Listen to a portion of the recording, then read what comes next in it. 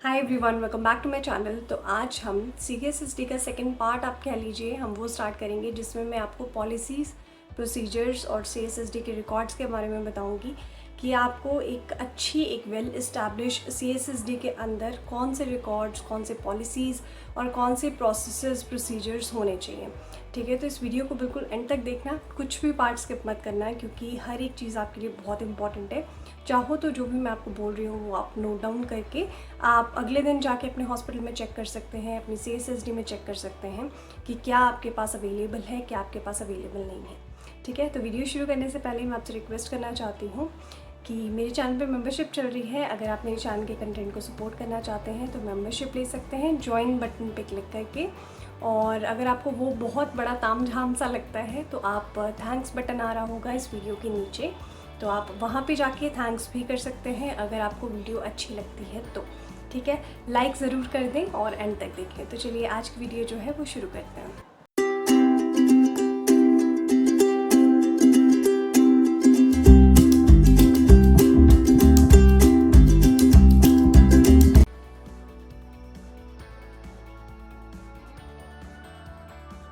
तो देखिए guys, CSSD का फुल फॉर्म इससे पहले वाली वीडियो में मैं आपको बता चुकी हूँ, फिर भी मैं एक बार बता देती हूँ। Central sterile supply department. ठीक है, ये एक ऐसा मेन पार्ट है आपके हॉस्पिटल का जहाँ से आपके ऑपरेशन थिएटर को सेट्स जाते हैं, स्टेरिलाइज सेट्स जाते हैं। ठीक है, अब ये सारी चीज़ें मैं पहली वीडियो में कवर कर चुकी हूँ, तो अभी हम सिर्फ पॉलिसीज़, प्रोसीजर्स और रिकॉर्ड्स पे स्टिक करते हैं। ठीक है, तो एक अच्छी CSSD के अंदर आपके पास सबसे पहले हम बात करेंगे अपनी प्रोसेसेस की, SOPs की। ठीक है, तो आप जो भी एक्टिविटी कर रहे हैं अपनी CSSD में, उसके रिलेटेड आपके CSSD में सारी पॉलिसीज़ हों, प्रोसीजर्स हों, रिकॉर्ड्स हों। ठीक है, प्रोसेसेस की अगर हम बात करें तो SOP में आपकी जो भी आप एक्टिविटी परफॉर्म कर रहे हैं, जैसे मैंने आपको बताया था यूनिडायरेक्शनल फ्लो होता है आपका। ठीक है, तो यूनिडायरेक्शनल फ्लो कैसे करते हो, आप रिसीविंग करते हो तो आपकी एक जो पार्ट है, एक SOP आप लिख सकते हैं या 2-3 पेजेस का आपके पास एक प्रोसेस का मैनुअल हो जिसके अंदर ये लिखा होगा कि आप OT से जो अनस्टेरिलाइज चीज़ें हैं जो कि पेशेंट पे यूज़ कर ली हुई हैं उनको आप किस तरीके से रिसीव करते हो, देन रिसीविंग करने के बाद आप कैसे उनको वॉशिंग करते हो, क्या चीज़ें आप वॉशिंग में यूज़ करते हो। ठीक है, देन उसकी लेबलिंग कैसे की जाती है, उससे पहले आप उनकी पैकिंग करते हो। ठीक है, पैकिंग के बाद उनकी लेबलिंग कैसे करते हो, लेबलिंग करने के बाद आप स्टेरिलाइजेशन कैसे करते हो, स्टेरिलाइजेशन करने के बाद आप स्टोरिंग कैसे करते हो, उसको इशू कैसे करते हो। तो बेसिकली आपका एक CSSD मैनुअल हो जिसके अंदर ये छोटे छोटे चैप्टर्स हों, SOPs हों, जिसमें आपका पूरा प्रोसेस बताया हो CSSD का कि आप काम कैसे करते हैं।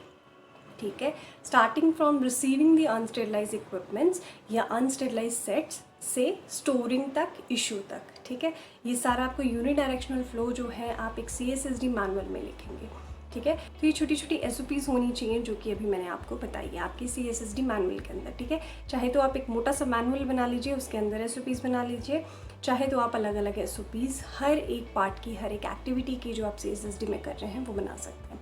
ठीक है, तो अब हम बात करते हैं अपनी पॉलिसी की कि CSSD में आपको कौन सी पॉलिसी सेपरेट चाहिए।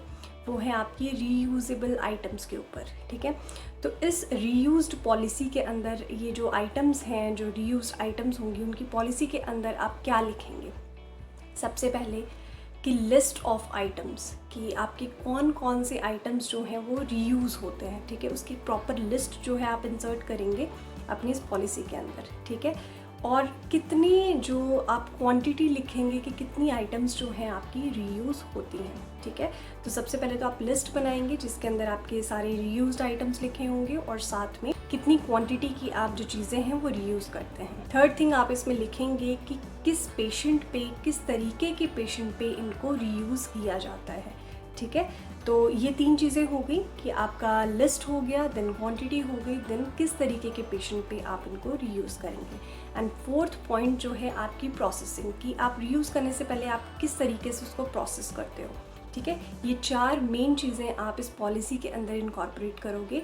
और एक चीज़ मैं आपको बता दूं कि ऐसा नहीं है कि पॉलिसी बहुत बड़ी बड़ी होती है। ठीक है, 1-2 पेज जिसमें सफिशिएंट इन्फॉर्मेशन हो, ठीक है। कोई भी चीज़ अगर छोटी हो बट उसमें सारी लेंथ और सारी डिस्क्रिप्शन दी हो, आपकी लेंथ कहने का मतलब है आपकी जो डिस्क्रिप्शन है वो प्रॉपर हो, वेल डिफाइंड हो, एक लेमन पर्सन को समझ आ जाए, तो वो आपकी पॉलिसी जो है वो कामयाब होगी। ठीक है। तो ऐसा नहीं है 4-4 5-5 पेजेस के आप पॉलिसीज़ बनाओ, अगर एक पेज भी है दैट इज़ इनफ, बट उसमें फुल इन्फॉर्मेशन हो। ठीक है। तो सेकेंड पॉलिसी आपकी होगी रीयूज़, जो कि सेपरेट बनेगी, राइट। एंड यस, इसको आप डिस्प्ले भी कर सकते हैं कि कौन कौन सी आइटम्स आपकी रीयूज़ है और कितनी क्वांटिटी में। दैट इज़ इनफ कि आपने इसको स्टिक कर दिया। बाकी चीज़ें आपकी सेपरेट जो है फाइल में डाल के आप रख लीजिए अपनी पॉलिसी को। ठीक है। और रखना नहीं है, इसको पढ़ना भी है। ठीक। अब हम थोड़ा इनसे हट के बात करते हैं, बायोमेडिकल इंजीनियरिंग की तरफ थोड़ा सा जाते हैं हम। ठीक है। तो बायोमेडिकल इंजीनियरिंग में आपका CSSD में आपका बेसिकली इसका क्या रोल है BME का। ठीक है। तो आपके देखिए ऑटोक्लेव लगेंगे, ETO लगेंगे। ठीक है। तो ये आपके इक्विपमेंट्स हो गए स्टेरिलाइजेशन के। तो स्टेरिलाइजेशन के अगर हम इक्विपमेंट की बात करते हैं तो ऑब्वियसली इनका कुछ पर्टिकुलर सीरियल नंबर होगा। तो इनका जो सीरियल नंबर है, जो मॉडल नंबर है, सीरियल नंबर है, वो आपका यूनिक ID जो है वो आपके वहाँ पे स्टिक होनी चाहिए आपके ऑटोक्लेव या आपकी ETO मशीन के ऊपर। ठीक है। इसके अलावा एक रेगुलर इंटरवल पे आपके ये जो इक्विपमेंट्स हैं वो कैलिब्रेटेड होने चाहिए। ठीक है। एक पर्टिकुलर इंटरवल पे जो भी आपका इंटरवल होगा उस पे ये पेन्स हैं वो प्रॉपरली कैलिब्रेटेड हो और इनके स्टिकर उनके ऊपर लगे होने चाहिए। ठीक है। और साथ ही साथ इसके प्रिवेंटिव मेंटेनेंस चेकलिस्ट आप उसके ऊपर ना लगाएं, बट आपके पास होनी चाहिए और उस पर आप कॉन्टीन्यूसली नज़र रखेंगे, देखेंगे कि आपकी मेंटेनेंस प्रॉपरली हो रही है कि नहीं।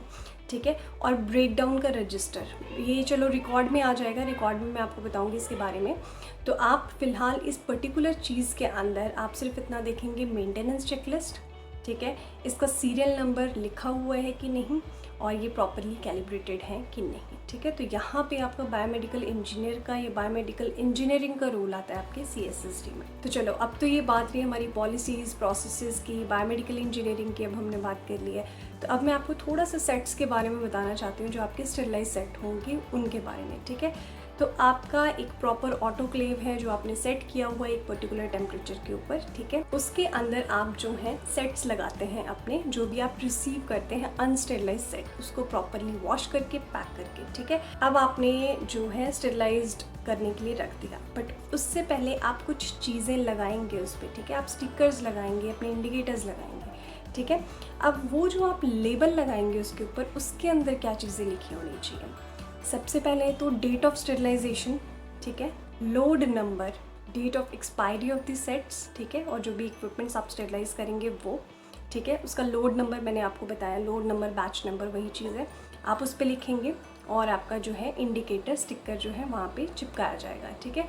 पेस्ट करने के बाद आप वो जो सेट्स हैं वो अपने ऑटोक्लेव में रख देंगे।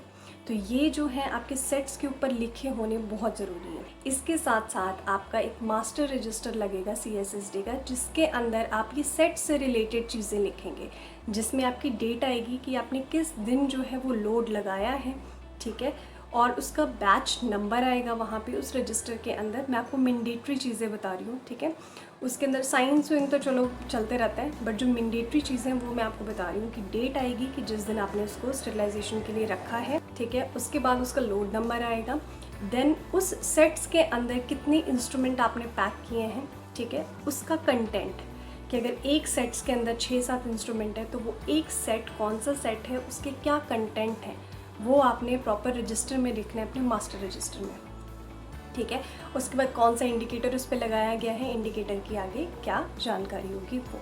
वैसे तो आप सेपरेट इंडिकेटर के रजिस्टर लगाएं तो ज़्यादा बेटर है, बट थोड़ी बहुत इन्फॉर्मेशन जो है आपके मास्टर रजिस्टर में भी लगी हो।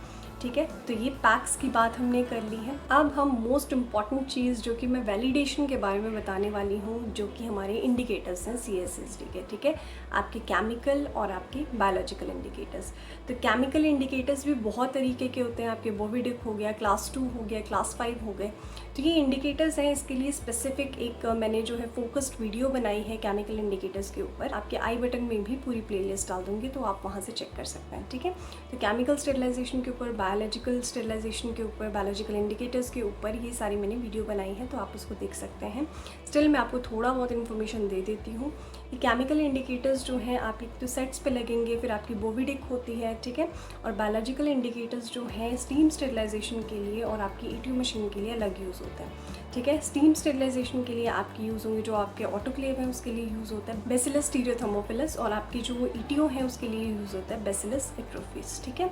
तो आगे इसकी फर्दर इसको किस तरीके से क्रश करके लैब में सेंड किया जाता है उसका प्रोसीजर अलग है।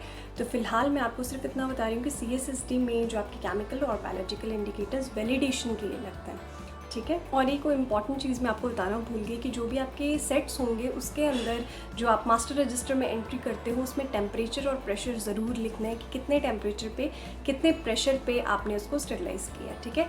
और टेम्परेचर प्रेशर रिकॉर्ड भी आपका जो है उसका ऑटोक्लेव का होना चाहिए। आपको अगर एक अच्छी CSSD चाहिए या NABH की सारी फुलफिल हो रिक्वायरमेंट्स, इस तरीके की आपको CSSD चाहिए, तो मैं जो इस वीडियो में आपको बता रही हूँ आप अगले ही दिन जाके चेक करें अपनी CSSD में कि क्या चीज़ें आपके पास अवेलेबल हैं, क्या चीज़ें आपके पास अवेलेबल नहीं है। तो एक तरीके से आपका ये ऑडिट भी हो जाएगा CSSD का, ठीक है। अब एक पॉलिसी तो मैंने आपको बता दी थी रीयूज आइटम की, एक पॉलिसी आपकी आएगी रिकॉल की, कि अगर कोई ब्रेकडाउन हो जाता है तो आपने वो सारी चीज़ें वापस कैसे मंगवानी है, ठीक है, वापस कैसे रिकॉल करनी है। तो आपकी एक रिकॉल पॉलिसी भी हो CSSD में, ठीक है, कि ब्रेकडाउन से आप किस तरीके से जो है अपना सामान जो है वापस मंगवाते हैं और उसके बाद उसका क्या एक्शन लेते हैं, ठीक है, कि अगर आप डिस्ट्रीब्यूट कर देते हैं तो क्या एक्शन लेंगे फर्दर।